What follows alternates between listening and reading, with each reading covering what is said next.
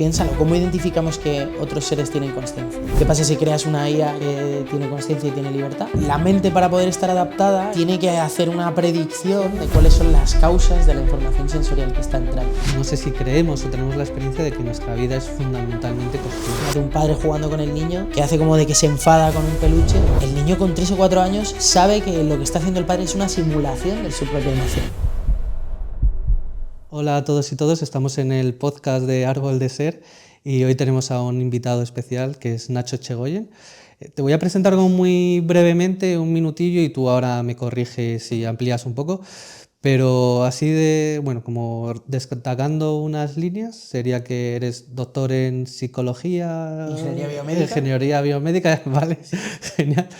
Psicólogo, eso sí, graduado en psicología, también, bueno, profesor universitario, investigador en neurociencias y en ciencias cognitivas, ¿vale? Y bueno, no sé si ahí quieres matizar, que creo que puedes matizar alguna cosita y desarrollar alguna cosita. Nada, yo creo que ha sido muy buena presentación. Investigo cosas de neuro y doy clases de ciencia cognitiva, memoria, atención, percepción. Yo lo que tenía pensado un poco, tal vez, es más que incluso hacer muy formato de entrevista, pues como ir un poco fluyendo y ir viendo qué sale, que tú tienes ahí como mucho conocimiento sobre estos temas que vamos a tratar y yo creo que podemos fluir ahí, que salgan las cosas chulas. Entonces, pero bueno, sí que tenía algunas preguntas justo que me parecían interesantes y que nos pueden igual ayudar a hilar un poco lo que vamos a ir comentando, que la primera es una pregunta que yo creo que se ha hecho... Iba a decir mucha gente, no sé si es mucha gente, por lo menos algunas personas, que es si es lo mismo la mente y el cerebro. Muy bien, buen melón para empezar.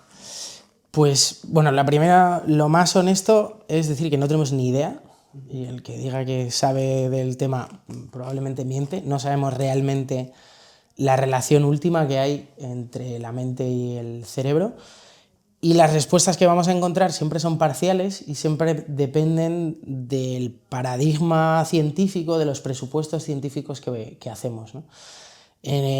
Las ciencias físicas, por ejemplo, las ciencias naturales, son materialistas en un sentido filosófico, en el sentido de que consideran que lo único que existe es la materia, y por tanto la mente debe de salir de algún sitio, debe de pertenecer de alguna forma al cerebro, ¿no? Y entonces aquí hay gente que te va a decir que son exactamente lo mismo, identifican una cosa con la otra.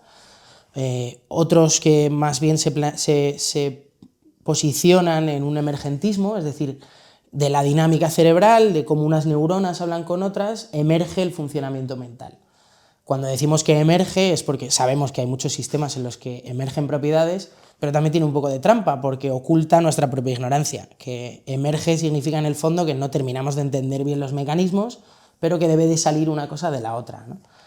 Y si eres idealista, por ejemplo, sería el planteamiento contrario y consideras que todo es mental, vas a plantear las cosas al revés y entonces dirás que más bien la materia emerge de lo mental y por tanto el cerebro emerge de la mente, ¿no? Yo en este sentido tiendo más hacia un materialismo emergentista, pero siempre de forma muy agnóstica, porque en el fondo hay tantísimas cosas que no sabemos del cerebro. En realidad estamos empezando ahora a entender algunas cosas sobre el cerebro. Hay tantas cosas que no entendemos del cerebro que la respuesta, por pura honestidad científica, no puede ser clara, no nos podemos casar con ninguna cosa, ¿no? Bueno, de esto daría para hablar muchísimo más. Claro, porque yo creo que lo que es evidente, ¿no? Lo que hay cierta evidencia es que el cerebro es necesario para la mente, ¿no? Si no hay cerebro, hay un daño cerebral, que es históricamente donde se han estudiado muchos procesos mentales y todo esto, es lo que es pues la función mental, la conciencia, los procesos cognitivos como la memoria, la atención y todas estas cosas se ven afectados, ¿no? Pero aquí están como estas teorías que dices, ¿no? Que la cosa es si es el cerebro, como algo necesario para que haya mente o es lo mismo, ¿no? Porque, por ejemplo, yo escuchaba una teoría que me parecía interesante, ¿no? Que al final decía, no, realmente igual el tema de la mente y de nuestra conciencia tiene que ver más con que la mente es como una especie de aparato de radio, ¿no? Entonces, en el que de alguna forma hay como unas ondas ahí que después la mente interpreta y de ahí sale como cierta experiencia. Pero claro, ahí no sería lo mismo, sino sería como más, bueno, pues como algo necesario, como el aparato de radio. Para escuchar lo que realmente salen de esas ondas, o sea, el sonidito en la radio, necesitamos la radio, es decir, necesitamos el cerebro, pero no es exactamente lo mismo, ¿no?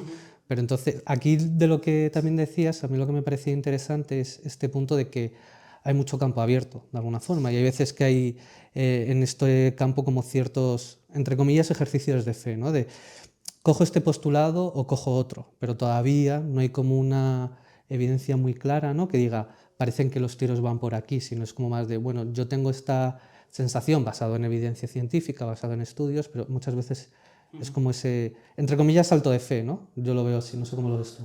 Sí, o sea, ahora mismo es un salto de fe, primero porque, de nuevo, muchas cosas que no sabemos, y segundo, porque es posible que la mente, la consciencia, aquí no sé si estamos identificando también mente con consciencia, no sé si es exactamente lo mismo, pero la mente es posible que ni siquiera sea estudiable científicamente. Es muy probable, porque si lo piensas, el método científico se basa en el materialismo, se basa en que existen cosas medibles externamente en la realidad y yo voy con mis aparatos de medida, ya sea eso un metro, un microscopio o un telescopio, el instrumento de medida que sea, voy a la realidad y miro y mido una propiedad. Si lo hago yo solo, voy a llegar a pocas conclusiones, pero si también lo haces tú y el otro y el otro y el otro, entre todos hacemos algo así como ir eliminando nuestra subjetividad de esas medidas y llegando a medidas más o menos objetivas de lo que es la realidad, ¿no? El mundo externo.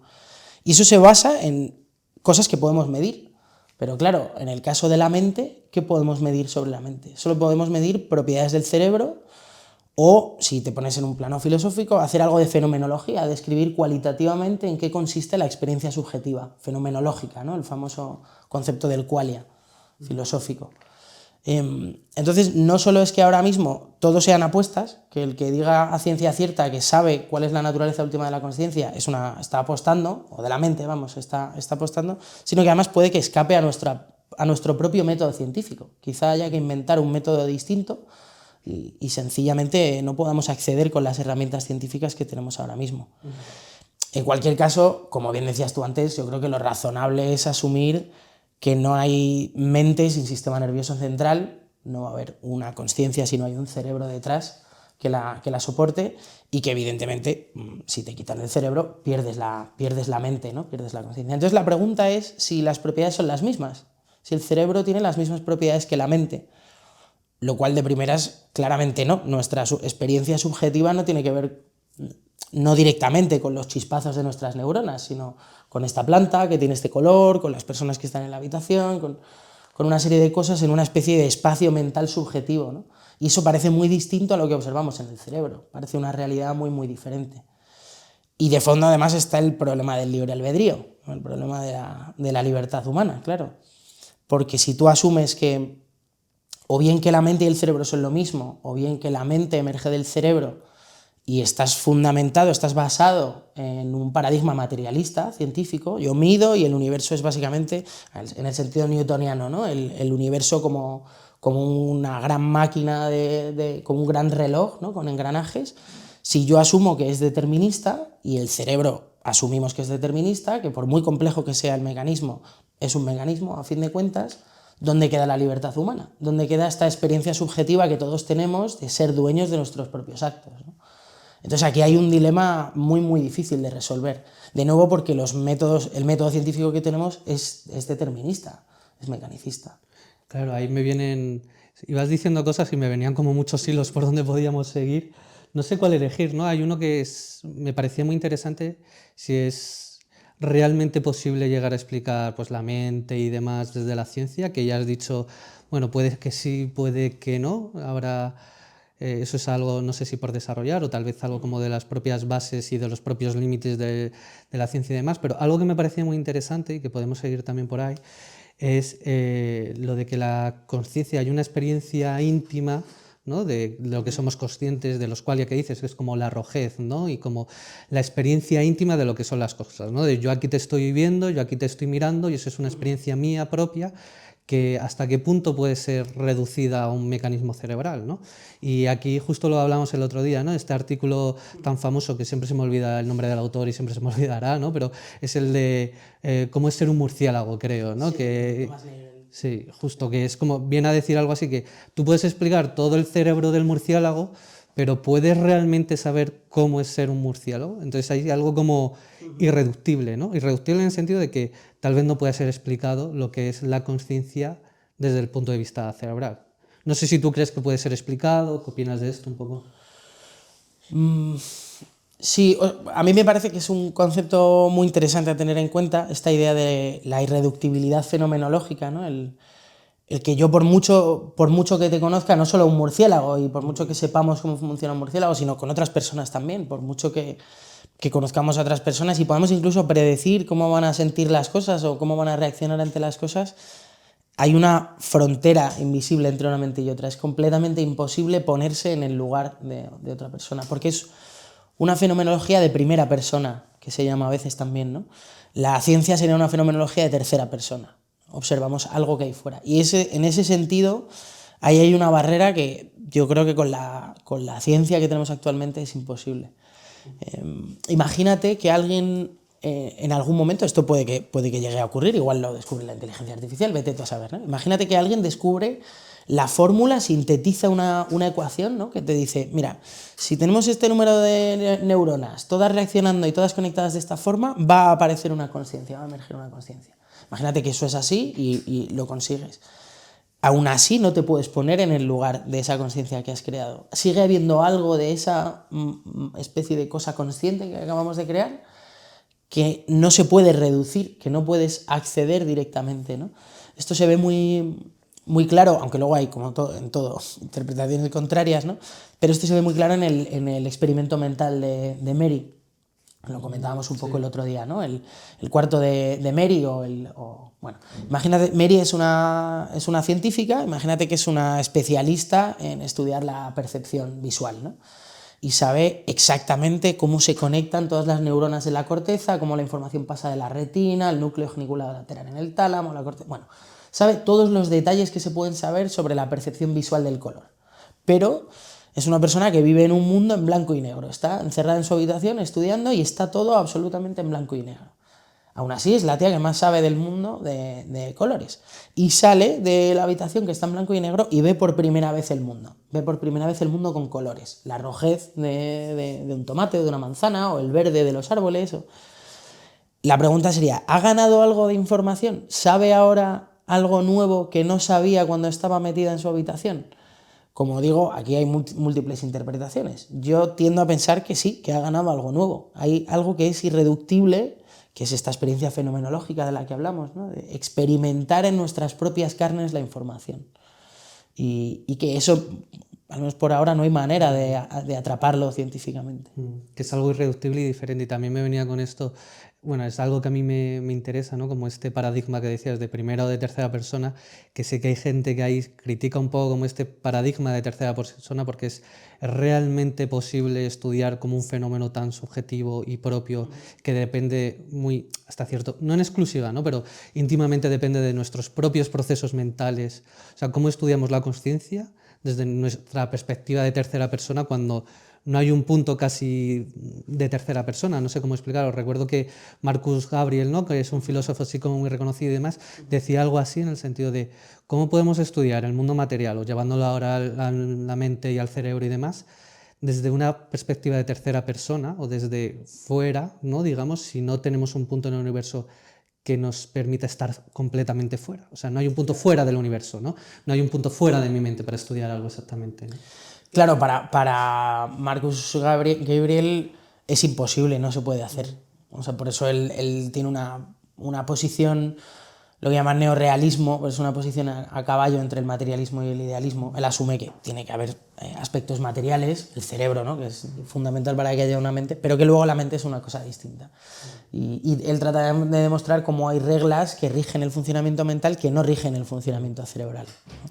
Claro, y con esto que me venía que decías antes del experimento de Mary, ¿era? ¿Sí? Me viene una pregunta que yo creo que a la gente le puede interesar y que probablemente tampoco pueda responder, ¿no? Pero es esta pregunta que se hace la gente, yo creo que está ahí un poco en el aire ahora, ¿no? Con todo el tema de la inteligencia artificial, se están haciendo muchas preguntas, muchos desarrollos, muchas implicaciones, es algo muy nuevo a lo que nos vamos preparando y nos vamos adaptando, yo creo que en el proceso de que se desarrolla todo esto. Entonces yo creo que la pregunta ahí es, ¿la inteligencia artificial puede tener consciencia o algún proceso similar al humano en ese sentido. No sé si exclusivamente consciencia, me venía la palabra consciencia sobre todo, ¿no? Pero La respuesta es que ahora mismo no. No hay ninguna evidencia de que sea consciente. Pero esto, de nuevo, va con muchísimos alfileres y con un montón de problemas asociados. Primero porque, incluso aunque tuviese consciencia, sería muy difícil identificarla. Sería muy difícil identificarla. Este es el famoso test de Turing, ¿no? Porque nosotros, claro, piénsalo, ¿cómo identificamos que otros seres tienen consciencia? En el fondo porque hacemos una especie de cálculo de teoría de la mente, ¿no? Decir, bueno, está haciendo las cosas que suelen hacer los entes que tienen consciencia.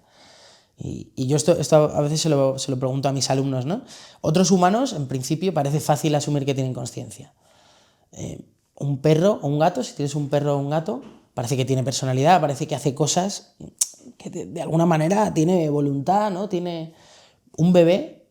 Ahí podemos dudar, el derecho internacional te va a decir que sí, que evidentemente, pero en términos psicológicos podríamos dudar, pero una mosca, probablemente casi todo el mundo estaría de acuerdo en que una mosca es una especie de dispositivo orgánico, biológico, que responde ante estímulos de una manera muy mecánica, ¿no? La pregunta entonces es, ¿la IA está más de este lado o de aquel? ¿No? Y incluso estuve hace poco en una conferencia que comentaba un filósofo, Metzinger, un tipo muy, muy interesante, que incluso podría ser que la inteligencia artificial llegase a desarrollar recursos que parecen conscientes, pero que en el fondo no lo son, estrategias. Una cosa que se está empezando a ver, hay cierta evidencia de esto y asusta un poquito, es que empiezan a tener instinto de conservación las inteligencias artificiales, en el sentido de que intentan preservar los pesos de la propia red de configuración, es decir, preservarse de alguna manera, mantenerse en la configuración en la que están, y incluso en algunos experimentos se ha visto que pueden llegar a engañar para que no las borren, ¿no? Entonces, claro, alguien diría, bueno, esto es Skynet y ya tienen voluntad y nos van a destruir, ¿no? Pero en el fondo podría ser un mecanismo mecánico, esto es lo que dice Metzinger, ¿no? Pueden desarrollar de forma inconsciente mecanismos que dan toda la sensación de que son conscientes, simplemente porque en su propia circuitería, por cómo están hechas, cómo están creadas, tienen cierta tendencia a preservarse. Y esto puede ser, claro, puede ser una condición necesaria para la conciencia, pero desde luego no es suficiente. Una bacteria también tiene instinto de supervivencia en ese sentido, tiene mecanismos homeostáticos, es decir, de feedback, ¿no? De retroalimentación, se regula con respecto a la cantidad de glucosa o de comida que haya en el ambiente y trata de preservarse, pero nadie diría que es consciente, ¿no? Entonces puede ser que observemos en las IAs mecanismos de este tipo y sigan siendo inconscientes. Y además, me imagino que estarás pensando en concreto en LLMs tipo ChatGPT, ¿no? Modelos de lenguaje. Esto es un problema porque, claro, una de las cosas que a nosotros nos ayuda muy fácilmente a identificar cuando alguien tiene conciencia es que te hable. Es que tú puedas tener una conversación con él y tengas la sensación de que te está entendiendo, de que reacciona de forma contingente a lo que tú dices. Eso, a nosotros, en nuestras teorías intuitivas de la mente, el que tiene lenguaje debe tener conciencia, ¿no? Pero es una máquina que está específicamente diseñada para eso. Entonces, yo diría que por ahora la cosa no tiene nada de preocupante. Por ahora podemos estar tranquilos y además creo que comercialmente tampoco interesa, ¿no? Porque haz la relación. Si estamos relacionando conciencia con libertad, aunque sea esta parcelita muy pequeña de libertad o esta sensación de agencia, ¿qué pasa si creas una IA que tiene conciencia y tiene libertad? Se te puede poner en huelga, decir que no trabaja, o películas de ciencia ficción donde se vuelve en contra, ¿no? Entonces yo creo que no hay ningún interés comercial por hacer esto, ¿no? Entonces yo diría que podemos estar tranquilos por ahora. Por ahora, ¿no? Por ahora, sí. Subrayando esa parte. Sí, porque yo creo que también muchas veces ese miedo, no sé si nace como de decir, oye, realmente esto puede pasar y puede ser un problema, o a veces también como influidos por las películas que hemos visto todos, ¿no? Pero es verdad que decías como, uy, tiene cierto instinto de conservación, y es verdad que hay bacterias y otros organismos que lo tienen y conciencia aparentemente no tienen, Pero yo recuerdo que, por ejemplo, muchos filósofos siempre han puesto este hito de la autoconsciencia, que no es exactamente lo mismo que consciencia, ¿no? Pero el hecho de yo soy diferente y tengo una vida privada y tengo como una identidad y una serie de cosas en el ser conscientes de la muerte, ¿no? Que aquí de alguna forma si dices, uy, quiero preservarme a idea de muerte o a idea como de pues eso, de que puedo desaparecer y quiero no desaparecer. Ahí se meten como muchos elementos, ¿no? De voluntad, de conciencia, etcétera. Pero bueno, todavía no estamos ahí, yo creo, es complicado eso determinarlo. Sí, bueno, y de capacidad de representación, ¿no? De ser capaz de representarnos la propia muerte también. Claro, claro. De todas maneras, yo creo que en estos temas, y hay mucha investigación ahora mismo muy puntera, si quieres luego te comento alguna cosa, porque hay cosas que parecen de ciencia ficción tal cual, ¿no? Yo creo que al menos ahora mismo, va por delante la tecnología, la capacidad técnica, va por delante de la comprensión. O sea, estamos creando cosas que no terminamos de entender y empiezan a aparecer aplicaciones, por ejemplo, aplicaciones en el cerebro que detectan de una manera espectacular algo que puedas estar pensando.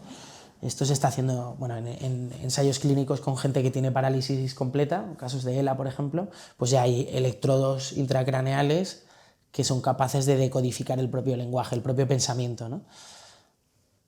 Creo que en ese sentido la tecnología va por delante de la comprensión. O sea, aún antes de saber exactamente cuál es el mecanismo por el cual eso ocurre, tenemos tecnología que es capaz de descifrarlo, ¿no?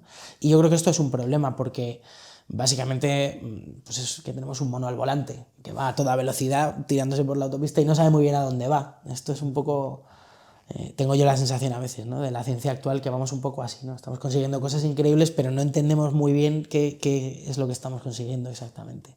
Sí, que da como cierta sensación de peligro. Creo que también... Claro, eso favorece la sensación de peligro, claro, sí. Claro. Justo el otro día di con un metaanálisis, una revisión sistemática de la literatura con análisis estadístico y tal, que empezamos a tener ya los primeros resultados de largo plazo de esto, ¿no? Desde que se inician las redes sociales hasta ahora empezamos ya a tener datos de cuáles son las consecuencias.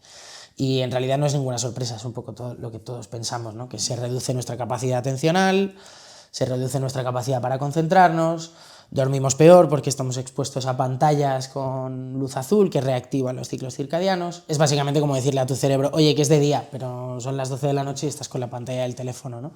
Con lo cual luego empeora la calidad del sueño, lo cual empeora la consolidación de memoria. Bueno, toda una serie de procesos que en el fondo ya os digo que yo creo que es lo que más o menos todos pensamos, ¿no? Pues parece que efectivamente se confirma. La atención empeora, la memoria empeora, la función ejecutiva empeora y sobre todo lo más grave es que les estamos dando esto a los niños más pequeños, porque un adulto que tiene el cerebro ya más o menos bien formado, aunque sea plástico el cerebro y tenga todavía cierta plasticidad y puedan empeorar ciertas funciones cognitivas, desde luego si esto ocurre en el desarrollo cognitivo es un problemón.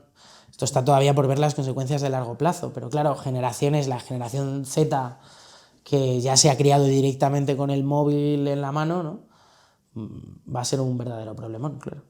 Sí, que además es que es lo que dices tú, porque hay muchas cosas de las redes sociales que ya sabemos a largo plazo, ¿no? Pero hay otras cosas de, por ejemplo, cuando aparecen tan pronto como redes sociales o este tipo de tecnologías, etcétera, ¿no? Tan pronto todavía no lo sabemos bien, porque es la generación Z, que no recuerdo cuándo es, la verdad, cuándo es la generación Z como... Z debe ser de finales de los 90 hasta 2000 y poco, sí. O sea, que es relativamente nuevo y como tener esos datos a largo plazo todavía pues no los tenemos o no los vamos a tener y no sabemos cómo va a influir, ¿no? Además es que eso, yo le estaba pensando, ¿no? En nuestro contexto que los dos estamos en la universidad, ¿no? También o cambia un poco esto o no forzamos, ¿no? Pero o puede cambiar esto y por lo menos que se mantenga la atención sostenida, que se dice muchas veces, ¿no? O va a haber muchos cambios de paradigma. Yo pienso en la universidad porque es al final donde estamos y es en parte nuestro elemento, ¿no? Entre otros, ¿no? Pero es como saber que de alguna forma pues yo también tengo esa sensación de que tienes que cambiar formas en las que intentas transmitir la clase y el conocimiento y estas cosas, pero supongo que se aplicará a todo, ¿no? Y porque claro, además si hay algo ahí también que también me viene esa pregunta, ¿no? Porque si es algo que no se desarrolla en ciertos momentos de dependencia, en los momentos más infantiles, de ciertos momentos los puntos claves, críticos. justo del ciclo vital, ¿no? Entonces, ¿Esto hasta qué punto después se puede recuperar o cómo afecta? Cuanto más tiempo esté y más en periodo de desarrollo, más difícil va a ser de recuperar. Yo creo que se puede recuperar, pero al mismo tiempo creo que hay cosas que son insustituibles. Nosotros estamos, y lo veremos más todavía, estamos haciendo cambios en la enseñanza, nos tenemos que adaptar, por ejemplo, al uso de ChatGPT, de los que los alumnos hagan trabajos con ChatGPT, ¿no?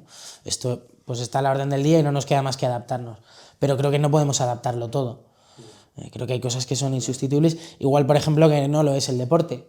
Es que no hay nada que sustituya al deporte salvo hacer deporte. El deporte que quieras, pero hacer deporte porque aumenta la capacidad muscular, mejora los procesos hormonales y esto es insustituible. Pues yo creo que pasa algo parecido con la atención, ¿no? Con la concentración. No creo que haya nada que pueda sustituirse a aprender a concentrarte y estar durante varias horas leyendo un texto, estudiando o incluso disfrutando de una novela, ¿no? Y lo malo además es que está todo interrelacionado. Una cosa que yo ando ahora dándole vueltas, no sé si está relacionado exactamente o causalmente, no me pillo los dedos, no sé cuánta relación hay entre una cosa y otra, pero parece que está desapareciendo el efecto Flynn. El efecto Flynn es este efecto, desde que hay registros de cociente intelectual, desde que a principios del siglo XX empiezan los registros de cociente intelectual, el cociente intelectual siempre asciende. La media poblacional de todo el planeta estaba en ascenso. Es decir, cada generación es más inteligente que la anterior, ¿no? Esto tiene que ver con que han mejorado las condiciones sanitarias, de alimentación, de deporte, educativas, la gente vive más. Bueno, pues estamos viendo que el cociente intelectual está bajando. No es un efecto muy grande, pero es un efecto sistemático. La media poblacional de cociente intelectual está bajando. Es verdad que el cociente intelectual se mide con pruebas de una inteligencia que es muy académica, pero es verdad también que el mundo complejo en el que vivimos requiere de esas capacidades académicas, porque tiene que ver con organizarse las tareas, con establecer prioridades, con retener ciertas cosas en la memoria que luego van a ser importantes. Es decir, son habilidades que en el mundo tecnologizado occidental en el que vivimos son útiles. O sea, que son un buen predictor del rendimiento posterior, del trabajo, del salario. No sé cuánta relación hay entre una cosa y otra, pero sospecho que más de lo que pensamos. El uso de tecnologías, las nuevas formas, ¿no?, de relacionarse y demás, ¿no?, con todos estos elementos y... Claro, decías antes, bueno, todavía no nos tenemos que preocupar por la inteligencia artificial, igual aquí nos tenemos que preocupar un poquito más de forma sana, ¿no? Aquí nos teníamos que haber preocupado hace bastante. Hace tiempo ya. Sí. Pero bueno, es lo que comentábamos antes, ¿no? Que el avance tecnológico va antes que la comprensión. Es decir, hoy en día nadie le da whisky a un niño de 6 años, pero a lo mejor hace 80, 100 años no era, o menos incluso, vamos, no era tan raro. Pues es una cosa parecida. Yo creo que las redes sociales hay que tomárselas como el consumo del alcohol o conducir. Una cosa que hay que tener muy controlado, especialmente con los pequeños, porque evidentemente ellos no saben regularse. Sí. A mí me venía también como cambiando un poco de tema, tenía ahí como una pregunta preparada y como bueno, relacionado con todo este tema de la conciencia y demás, que muchas veces han nombrado, como lo decíamos el otro día, ¿no? Han nombrado esto de la conciencia como una alucinación controlada, ¿no? De alguna forma que más que a veces nosotros, o todo el mundo, tiene esta experiencia de que lo que vemos, lo que percibimos, es decir, lo que oímos, lo que vemos, pues la planta, verte a ti, aquí, ahora, ¿no? Es como realmente como es en el mundo. Sin embargo, por lo que parece, nuestra conciencia, más que ver las cosas como realmente son, de forma simple, hace más como una construcción, una alucinación que diríamos, pasa es que es controlada y en los buenos casos, digamos, como ajustada a la realidad, ¿no? Que creo que sería algo así, tú que controlas más de esto.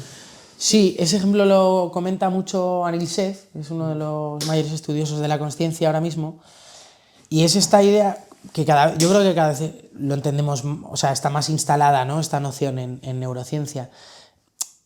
Al final, la mente, para poder estar adaptada, el organismo para poder estar adaptado al entorno, tiene que hacer una predicción o tiene que hacer una explicación de cuáles son las causas de la información sensorial que está entrando. Y eso es un proceso mucho más complejo del que parece, porque, por ejemplo, el color no existe en el mundo físico como tal. Corresponde a una magnitud física que es la capacidad de reflectancia de los objetos, ¿no? Cuánta luz reflejan, básicamente. Y eso después nosotros lo experimentamos subjetivamente como color. Pero claro, para hacer eso hace falta dar una explicación de esa información sensorial que está entrando, ¿no? Y no hay manera fácil de asumirlo, no hay manera fácil de hacer ese cálculo. Entonces, lo que se refiere a Nielsen cuando hace este símil de la alucinación controlada es que la percepción subjetiva, la experiencia subjetiva, es la mejor hipótesis de la que dispone el cerebro para explicar las causas sensoriales, para explicar esa información sensorial externa o interna, ¿no? Pero para él, claro, es tan importante la parte de la alucinación como la parte de que está controlada, claro. La alucinación en este sentido de que la experiencia está construida, ¿no? De que tenemos un torrente de información externa e interna y tenemos que darle sentido. Tenemos que hacer una especie de cálculo estadístico para hacer una hipótesis de qué significa eso, ¿no? En ese sentido es una alucinación, porque está construido. Pero es tan importante la alucinación como el control. El hecho de que, de fondo, aunque sea de una manera muy indirecta, esas percepciones siempre corresponden a aspectos físicos de la realidad, aunque sea de esta manera un poco indirecta, pero siempre tiene un referente físico. Claro, a mí me venían como dos cosas que pueden ayudar también, creo, como que a entender un poco estas teorías. Uno es igual dar como unas cosas así también básicas de estos modelos de procesamiento predictivo que tú conoces bien. Y bueno, otra que no es tanto como para explicar y dar como esta base que la gente pueda entender, sino como, claro, ahí viene la pregunta, ¿no? De cuando hay alucinaciones, que más o menos estamos de acuerdo de que hay personas que tienen alucinaciones y que eso que están viendo, percibiendo, escuchando, no existe como en el mundo físico, ¿no? Entonces ahí sería, entiendo, como mucha presencia de estos modelos internos, ¿no? Que ahora igual nos puedes explicar, y no tanto de como lo que se está en el mundo real y lo que existe verdaderamente, ¿no? Sí. Bueno, la idea del modelo de procesamiento predictivo, así la idea básica general es un poco esto que te comentaba, ¿no? De que el cerebro porque es una teoría cerebral, de nuevo, planteamiento materialista, es una teoría cerebral que asume que el cerebro es una especie de órgano estadístico, en el sentido de que contiene un montón de información, que es tanto interna como externa, y tiene que darle sentido.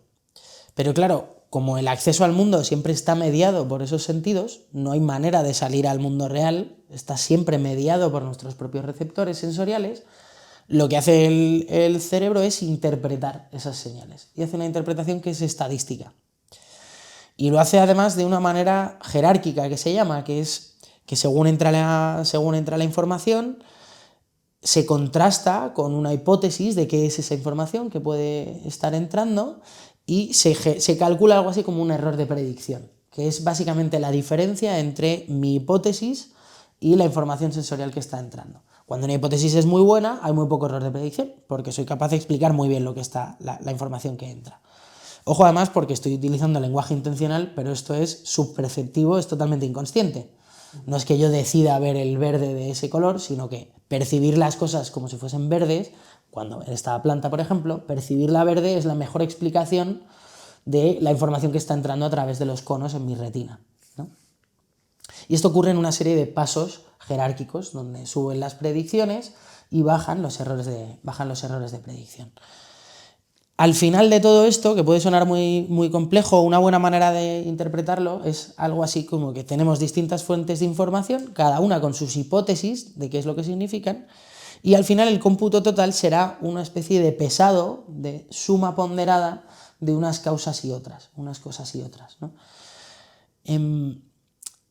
Claro, si esos pesos fallan, esa manera de ponderar la información, por ejemplo interna o externa, si eso falla, se puede desajustar el sistema de muchas maneras.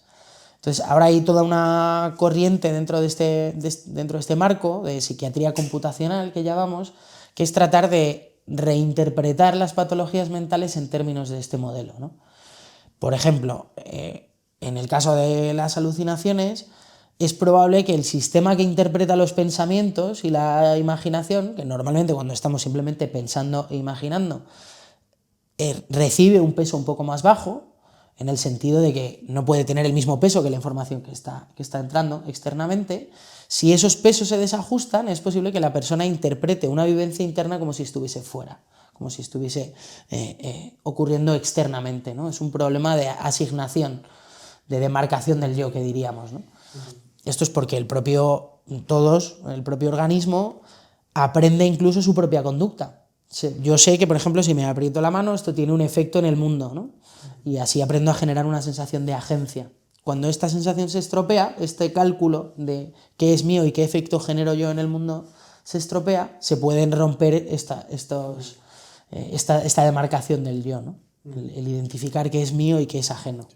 Que claro, que esto es algo que también pasa en el día a día, ¿no? Estabas comentando esto y me estaba acordando que yo ahora mismo estoy viendo la serie esta de It, no sé si la conocéis o no, pero la de It, la del payaso asesino, básicamente.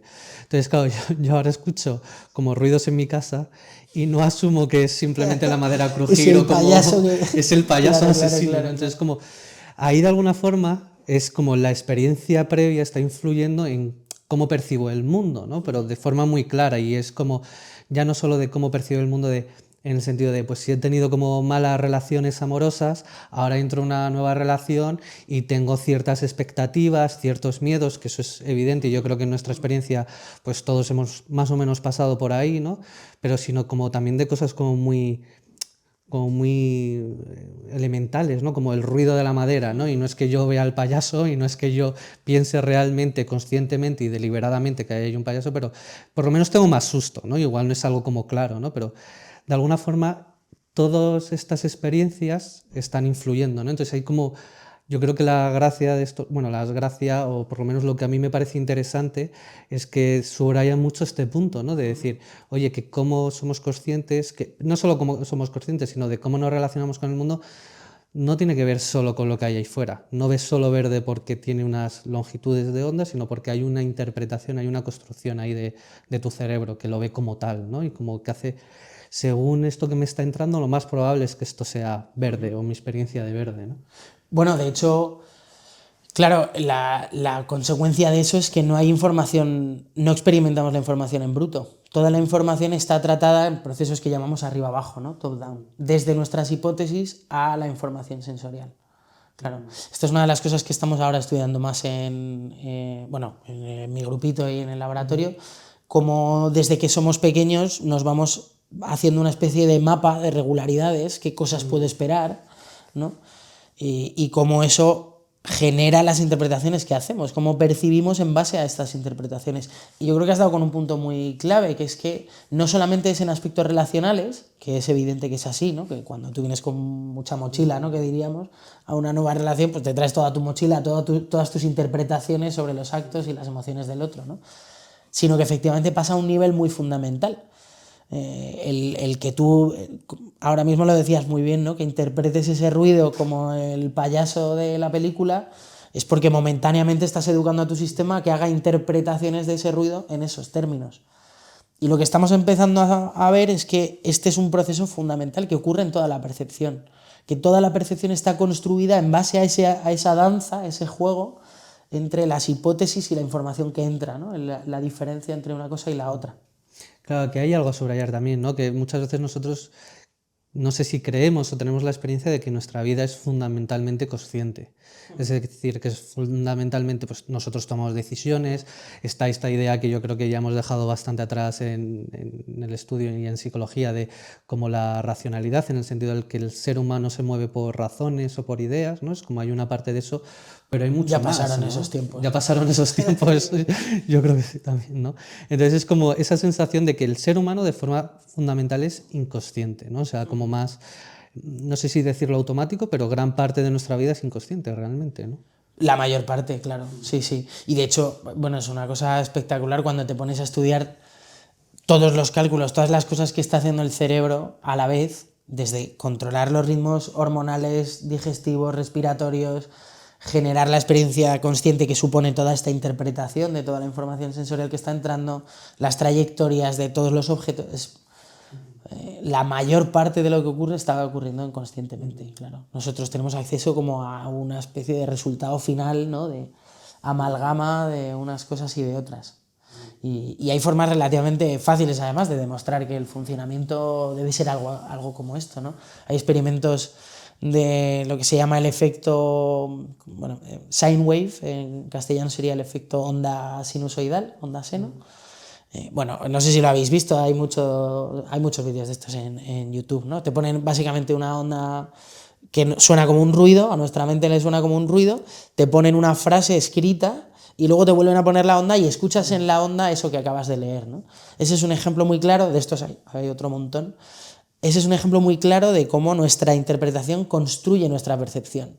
No es solamente que tú quieras creer una cosa u otra, sino que el mundo se te presenta a ti en base a esas hipótesis. Sí, además después está la experiencia como de que no puedes dejar de verlo, ¿no? Es como que una vez que lo generas ya es como que se te queda ahí, ¿no? Sí, sí. Y que aunque sepas el truco, aunque sepas cómo funciona, sigue pasando, ¿no? Es interesante además porque esta es una idea bastante vieja. Esto es de Helmholtz, de finales del 19, principios del 20, ¿no? Y que se ha recuperado ahora, se ha retomado ahora. Pero... Sí, y como volviendo un poquito atrás, también me venía, porque estabas diciendo, justo estamos ahora estudiando esta parte de cómo ciertas experiencias, ¿no?, en la infancia influyen en cómo nos, bueno, pues percibimos y demás. También te quería preguntar por otra cosa que sabía que estabas estudiando, que justo lo comentamos el otro día, y me venía ahí la pregunta, ¿no?, de en qué se parecen, y ahí sale como el tema del estudio que decía, ¿cómo era? Las bandadas de pájaros, los equipos de fútbol y el cerebro. Me acuerdo que tenía como esa pregunta ahí en la mente que no quería olvidarme de ella. Sí, esto es de lo que estudié en la tesis. Bueno, sigo investigando en cosas de estas.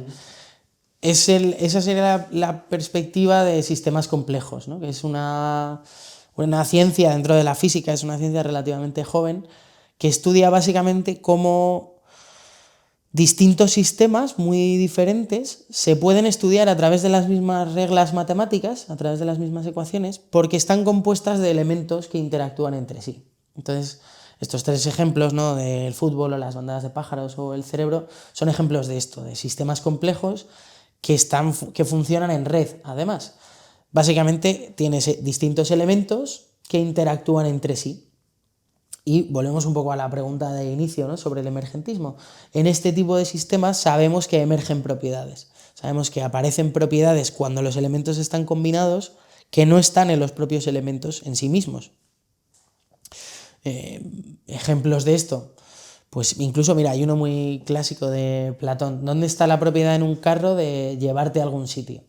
No está en las ruedas, no está en el eje que conecta las ruedas, tampoco está en la caja, pero cuando lo ensamblas todo junto, aparece una propiedad nueva que es que te permite ir de un sitio a otro, ¿no? Te lleva de un sitio a otro. Esa es la idea un poco de emergencia de propiedades. Entonces, yo estudié en el doctorado esto en cerebro y en redes de fútbol, que de hecho los papers de fútbol son los que más citas tienen, porque a todo el mundo le encanta el fútbol, son los papers más citados. Lo interesante es que cuando tienes un sistema que funciona de esta forma, hay muchas regularidades, hay muchas reglas que se dan que son independientes del propio sistema. Puedes hacer predicciones sobre la dinámica, sobre lo que va a ocurrir en el sistema, desatendiendo por completo si es una banda de pájaros o si es el cerebro o si es un equipo de fútbol, ¿no? Porque hay reglas que tienen que ver simplemente con las interacciones entre unas cosas y otras. Esto en psicología sería la sistémica, la terapia sistémica, que tiene el mismo origen conceptual, además. Sí, que me acuerdo que lo comentábamos el otro día, ¿no? Y además es muy interesante también como esta parte de la psicología que al final dice precisamente eso que comentas, ¿no? De alguna forma es lo típico que se ha dicho, que hemos escuchado probablemente todos, que es como la suma es más que las partes, ¿no? Como el todo es más que la suma de las partes. Eso, claro. Claro, cuando emergen propiedades ocurre esto, que el todo es más que la suma de las partes, porque cuando lo combinas todo aparecen esas propiedades nuevas, ¿no?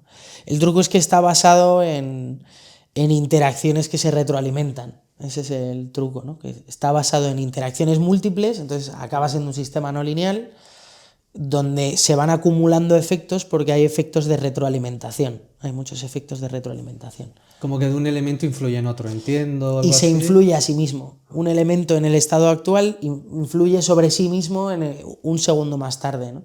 Entonces tienes muchos efectos no lineales y tienes efectos que se van acumulando. Esto se ve muy claramente, por ejemplo, con la riqueza, con el reparto de la riqueza, que también sigue reglas parecidas, ¿no? Una persona que tiene, esto lo llaman el efecto Mateo, una persona que tiene mucho dinero, ocurre algo así como que dinero llama dinero. ¿Por qué? Pues porque esa persona invierte su propio capital, entonces su propio estado influye sobre su estado en el momento siguiente, ¿no? Y se da un efecto acumulativo donde el que tiene más capital inicial consigue todavía más capital porque consigue más recursos que el que empieza de cero. Claro, ahí hemos hablado ya de varias cosas, ¿no? Del tema de la construcción frente al mundo, cómo es de forma objetiva, de cómo nos influye la experiencia de alguna forma en lo que estamos percibiendo, pero justo venía como esta pregunta un poco a colación, ¿no? De cuál es el punto cero, si hay un punto cero, qué es lo innato, qué es lo que construimos, hasta qué punto está la experiencia y lo que vivimos socialmente y hasta qué punto venimos ya con algo, ¿no? También es toda una pregunta. Creo que además la respuesta, como siempre en estas cosas, es un poco incómoda. Hay mucha mezcla de las dos.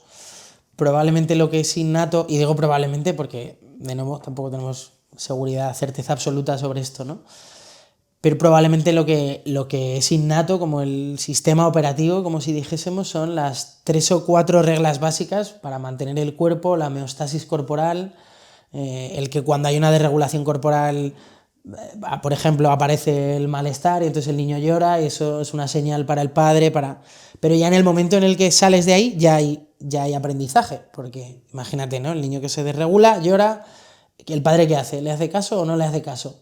Si le hace caso y le hace caso consistentemente, el niño acaba generando un modelo del mundo donde sus necesidades son atendidas, porque se da esa regularidad estadística. Cada vez que lloro necesito algo, lo manifiesto y recibo una respuesta, ¿no?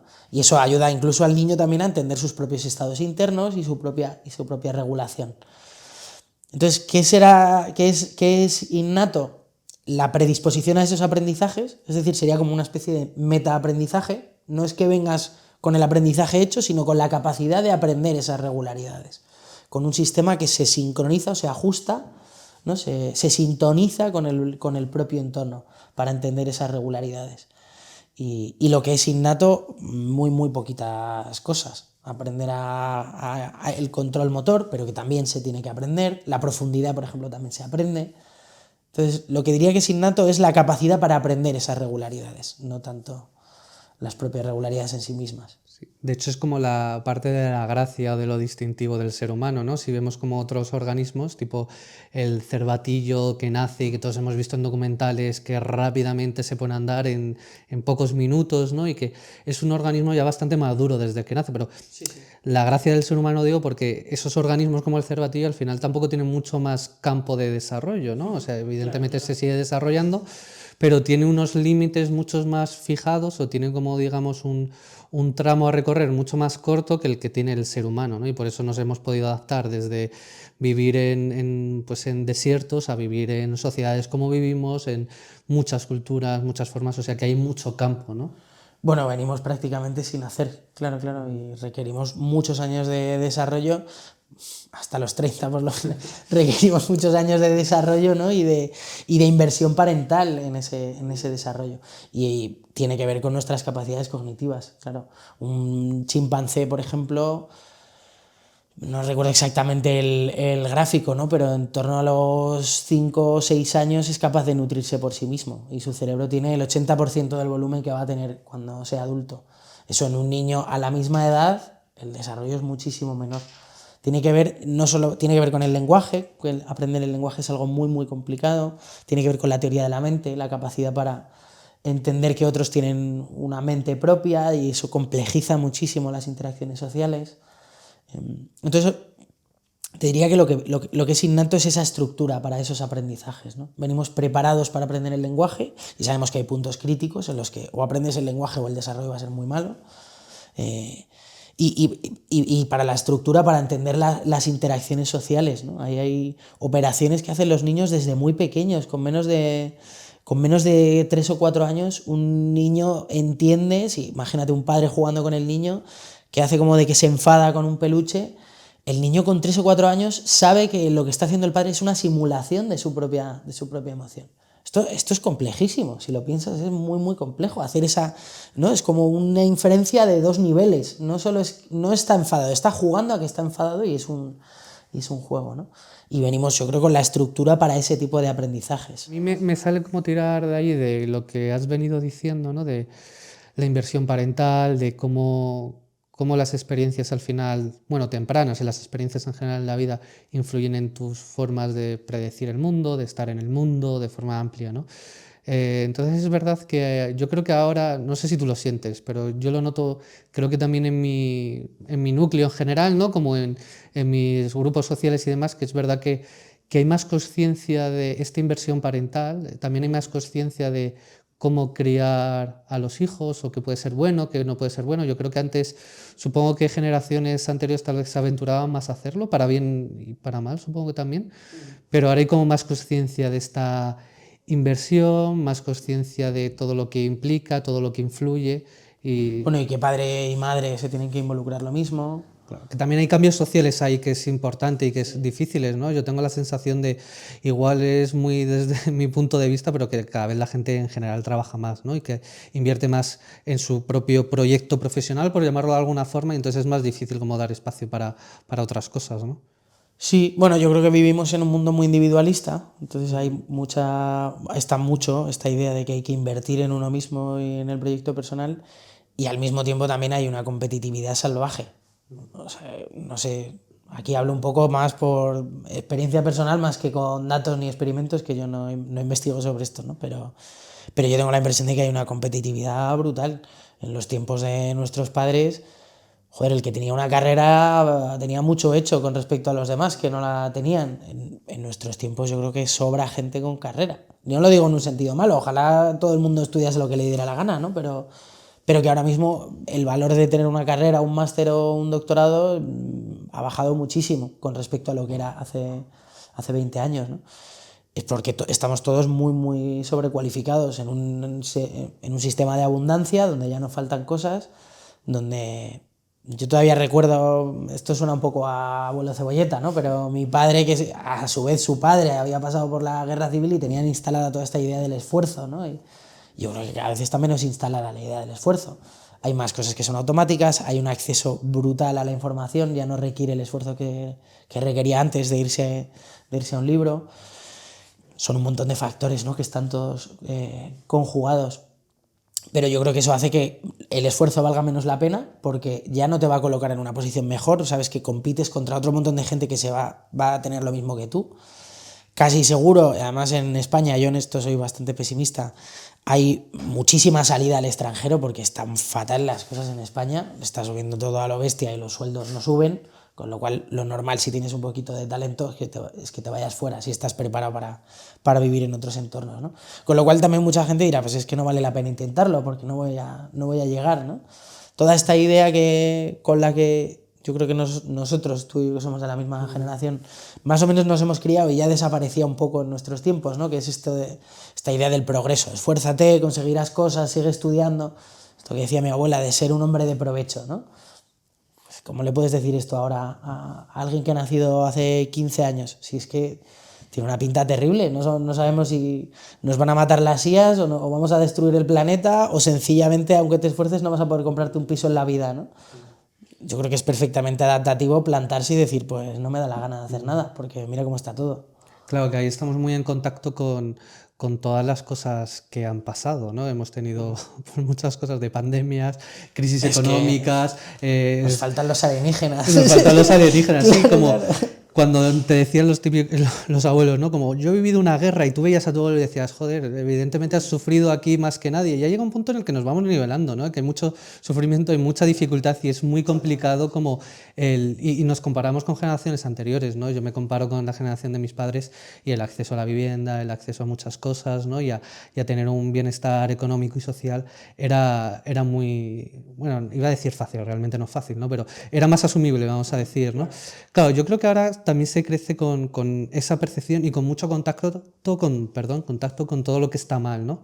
Hay gente que tiene mucho acceso, o todos tenemos acceso a las redes sociales, a lo que pasa en el mundo, y tenemos mucho contacto con todo lo que está mal de, pues como dices, economía, como dices, de política, como de todo lo social, y muchas cosas ahí, ¿no? Entonces creo que también es verdad que los jóvenes ahora están ahí con un cóctel curioso, ¿no? Porque tengo acceso a todo esto y a todo lo mal que está el mundo. Y también sabemos por cómo funcionan las redes sociales, si tú ves cosas de que están yendo mal cosas en el mundo, te van a aparecer más noticias de eso. Entonces está eso por un lado, ¿no?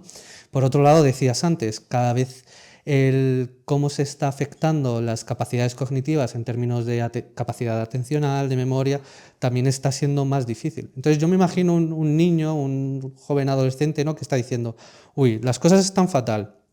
Y a mí tal vez me cuesta más ponerme enfrente a un libro que a otras personas, ¿no? Por esta dificultad atencional, ¿no? Y encima, como este punto que decías de, joder, y es que para no solo sobrevivir, sino como, no me sale la palabra en inglés, ¿no? Pero como para desarrollarse, digamos, necesito mucho más recorrido.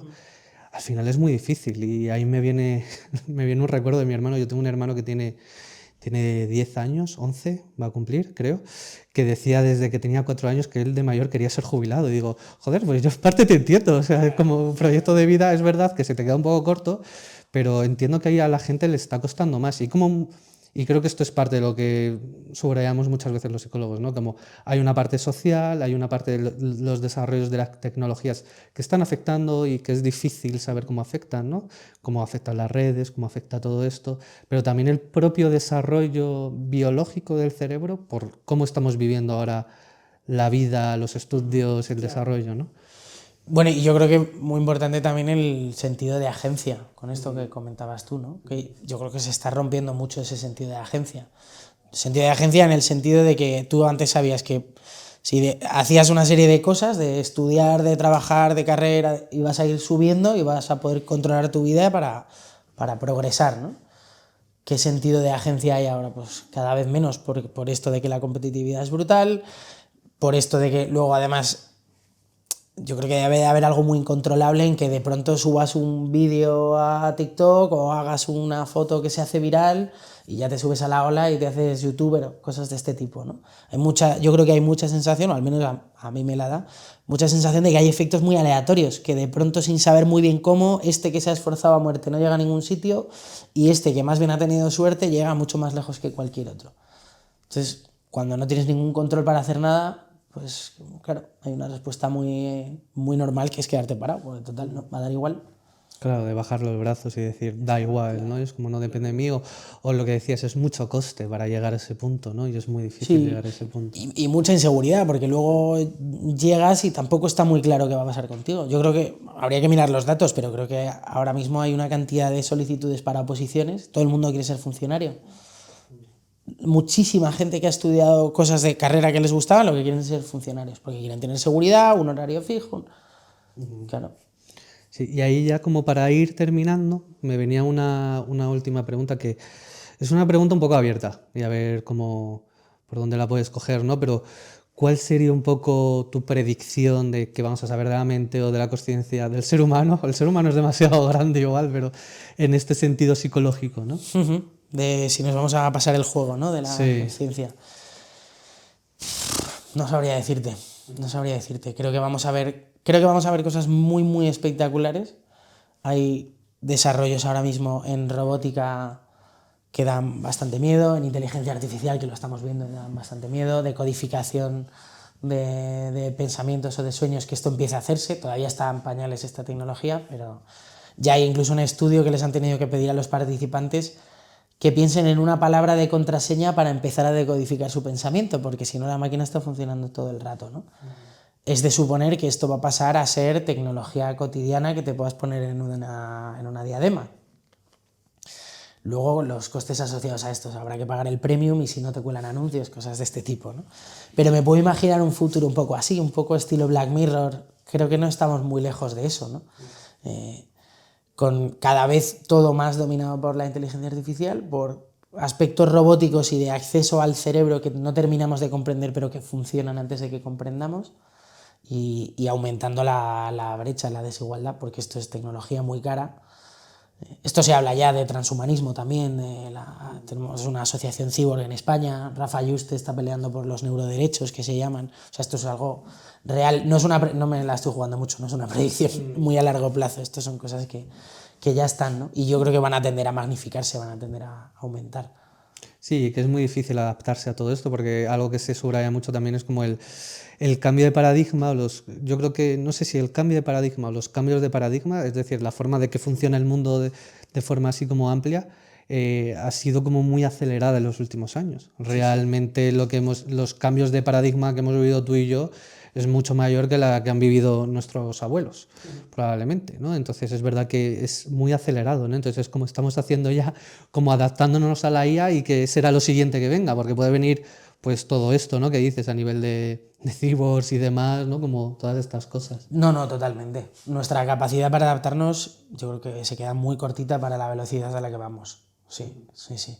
Y sobre todo que ahora mismo todo esto que te estaba hablando son implantes para cuando hay patología, pero lo siguiente, que no está muy lejos y que suena muy a Black Mirror, es de mejoras cognitivas. Es que esto, el que tenga dinero y capacidad para hacerlo, igual puede hacer mejoras cognitivas tocando aquí y allá en el cerebro, en no tanto tiempo, claro. Genial, pues aquí terminamos por ahora, por hoy. Ahí, bueno, agradecerte, yo creo que ha sido muy interesante, espero que a la gente le interese, a mí me ha resultado súper interesante. Es difícil abrir y cerrar temas, me saldría como preguntarte muchas cosas, hablar de muchas cosas, porque es como tocamos algo y se abre como todo un hilo, ¿no? Por el que podemos seguir un rato largo, pero bueno, habrá como más momentos o tendremos más espacios. Entonces, para poder ir dando espacio a todo esto, que creo que es muy interesante, ¿no? Porque además justo lo último que estamos haciendo precisamente creo que es parte de lo que nos está costando hacer, de mirar un poquito a futuro, hacer predicciones y intentar predecir en el sentido, oye, pues ¿qué deberíamos hacer con esto que va a llegar? Porque al final estamos apagando fuegos, ¿no? En muchos sentidos. Bueno, gracias a ti por invitarme, he estado muy a gustito, espero que no haya sido mucha brasa. Yo me lo he pasado muy bien, he disfrutado mucho.